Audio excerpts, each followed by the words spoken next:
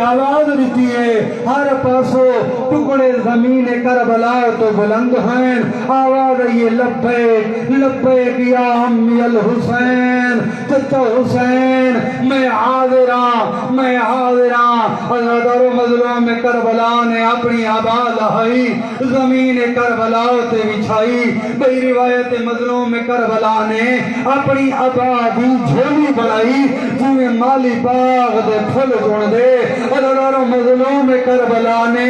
اپنے شہزادے قاسم دے ٹکڑے جسم دے ٹکڑے ہی میں چنین جویں مالی باغ دے پھل چن دے مظلوم کربلا نے گنڈی بنائیے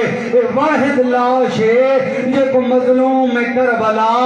موڑے تے چاہ کے آئین ہاں اللہ کے آئین ازادارو گنڈی دی شکل دے چاہ کے مظلوم کربلا آدھے پیہن یا خیمے دے دروازے تے قاسم دی امنی مولا حسن دی بیوہ جناب ام فروا دہدی کڑی آئی جناب ام فروا نے مظلوم کربلا کو دیکھ کے رو کیا کہ آقا حسین میرے قاسم کو یتیم سمجھ کے چھوڑ آیا ہے میرے قاسم کی کیوں نے چاہیا مظلوم کربلا نے گنڈی اکم دائیے رو کے فرمینن بھر جائی اماں اپنا قاسم سنبھال جڑا قاسم ملیے گنڈی دی صورت جگہن آیا ادادارو جناب ام فروا نے گنڈی چاہتی شہزادے کو خیام دے اندر گھنئی گنڈی زمین کربلا تے رکھی کھولی ساریاں بیبیاں جمع ہویاں روایت دے جملے ہی میں ہیں یا ایک واری جناب ام فروا رو کے آدھی آقا حسین منت لا ایک واری کنڈکار اداداروں میرے استاد محترم پڑھ دے رہنن کریم کربلا نے کنڈ کی دیئے جناب ام فروا نے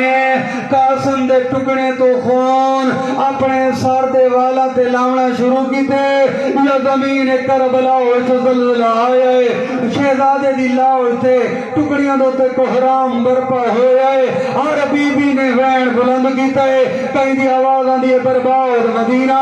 کہیں دی آواز آندھی سن مدینہ مظلوم کربلا دے میں چند لمحے پیچھا مڑ کے نہ دے دھا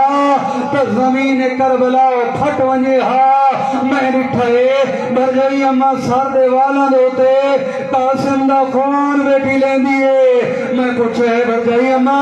کیا بیٹی کریں گی رو کے آدھی ہے میں منت منی آئی جنن میرا قاسم سیرے پیسی میں سر پہ میں دی لے سا